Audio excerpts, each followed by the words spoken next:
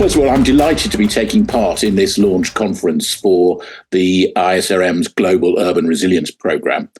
It's a topic close to my heart, not just as ISRM president, but also, as you said, because I chair the UK's National Preparedness Commission, who are supporting this programme and are looking forward to the outputs.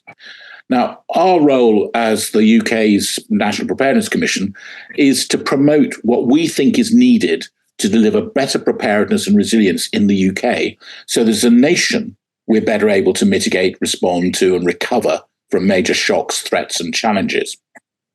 But the main reason I feel so passionate about this topic is because I spent 26 years as an elected politician and had a decade of leadership across London as a whole.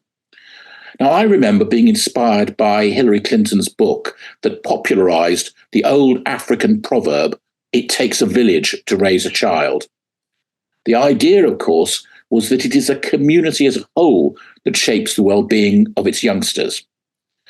And what I wanted to pick out today as my theme is about the role of community and the multitude of factors that have to come together in making a resilient city. Now, I don't need to tell any of you on this call that cities are complex places, and any civic leader faces varied choices, challenges, and dilemmas. And the cities have to change and adapt with the world that they're in. And the last few years have brought successive threats and crises. One extreme, the explosion in Beirut in August 2020, or the catastrophic bushfires that surrounded Sydney in 2021, followed only a year later by the floods where 8 months of rain fell in only 4 days. And indeed, extreme weather events will become increasingly frequent across the globe, with temperatures of 50 degrees, I'm afraid, no longer unusual for many cities in India. And some cities and urban areas have fared better than others faced with such crises, frequently because the city itself and their communities are inherently more resilient, not only against global pandemic and weather emergencies, but other shocks and threats. So what are the characteristics that make a city more resilient? What makes them more prepared to deal with the shocks and threats thrown up by our modern, rapidly changing world? And it's true to say that all mayors and civic leaders face similar dilemmas. They can't just rely on a laissez-faire philosophy. Many years ago, the historian Roy Porter described London, my city, as a model that worked. But his question was, could that continue? And I had to say, muddling through is not an option for London or any other city. Indeed, my view would be that leaders have to have a vision for their city's resilience and future. And that vision has to be shared by the people of that city themselves. And of course, having a purpose and vision is not straightforward. The streets of every city are littered with policy dilemmas. We want to make our citizens more mobile, but we cannot invite more cars onto our congested roads, particularly once space has been assigned to bicycles and buses. We want to eliminate urban distress and social exclusion, but of course, we won't have unlimited budgets. We want businesses to flourish, but at the same time, we have to reduce our carbon footprint. In any urban area, the dilemmas don't stop coming. And managing and resolving those dilemmas is the art of effective city governance. If you like, it requires the daily pursuit of compromise. Any urban area has to address the pressures exerted on that city's infrastructures, transport, land and property, the environment, by the need to continue to develop and grow.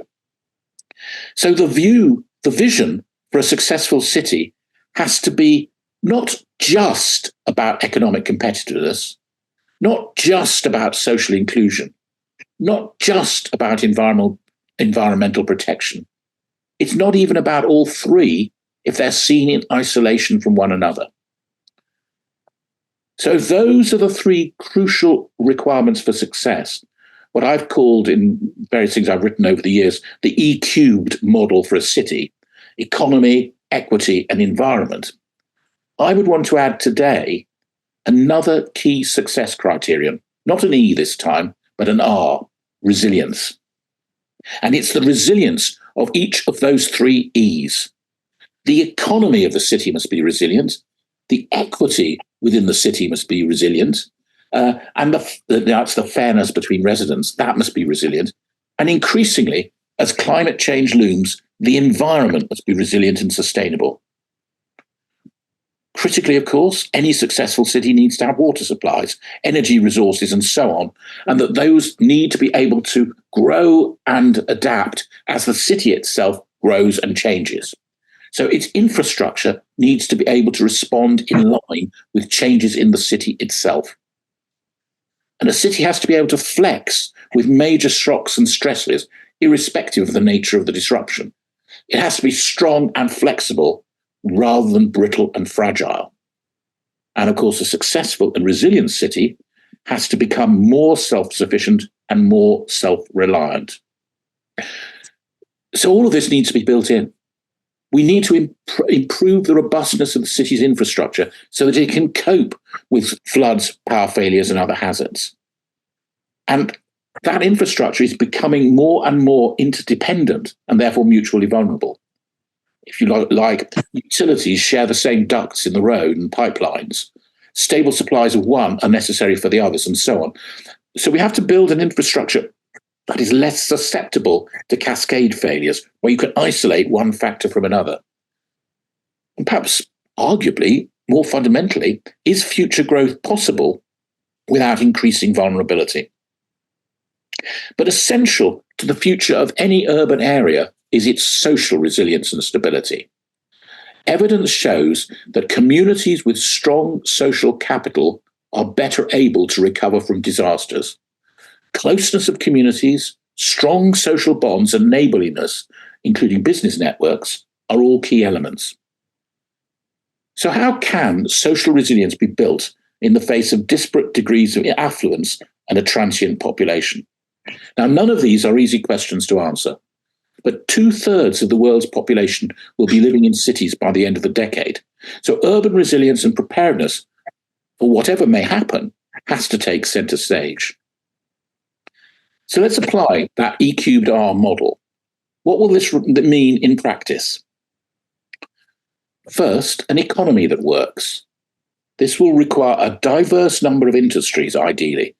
Cities or towns that rely just on one source of employment are inevitably vulnerable, and there are many examples of dying towns where the main business has foundered or been superseded. It will need an economy sufficiently dynamic so as to generate growth with conditions that allow, or better still, encourage innovation to take place. And the citizens must have access to local employment opportunities and to education and training relevant to those opportunities. So those are major tasks for your city leaders. Second, you need an environment that works, an environment with a robust and sound infrastructure. So that requires investment too, that can meet basic needs both now and in the future. And this will require natural resources, water and energy, that are adequate and sustainable. So a coherent land use policy is all going to be needed. Third, you need to have societal and governance structures that are inclusive and cohesive, are open and transparent, and where all decisions are taken with the wider welfare in mind and taking a long view rather than one that is shaped by short-term considerations. The city needs to work and continue to work for all its residents, its economy resilient, its social equity resilience, and its environment resilient. All are necessary. There must be balance in any successful, sustainable locality. Critically, a city's infrastructure, its roads and transportation, its utilities have to be robust, and each of the different elements have to be able to cope or withstand various hazards, floods, extreme weather, and so on. And this means planning for a range of eventualities and having a clear understanding of what level of failure is acceptable or can be tolerated. And what about the physical fabric? Are buildings built or retrofitted to withstand hazards? And again, what level of failure or disruption is acceptable or tolerable? However, without the glue of social resilience, all the different components of physical resilience may be insufficient. So our city leaders intent on building a resilient city must also address social resilience and stability. This will encompass inequalities of wealth and economic power, a strong community where there are good partnership structures, where working together and information sharing are accepted and norm, will make it easier to withstand threats to that stability, whatever the nature of the initiating hazard. All of that is going to require mature leadership, a willingness to think ahead, and above all, an ability to inspire trust. And above all, our leaders have to govern for all of their citizens, women and men, young and old, black and white, poor and rich, and they must inspire trust. Now, it may be, and David knows this, maybe I'm an optimist, maybe I have unrealistic expectations, maybe I'm just an idealist, but I do not think that is too much to ask. But I'm also quite clear that without that sort of leadership, without that vision, which is about inclusivity and bringing all the different elements of resilience together, cities cannot thrive. Thank you.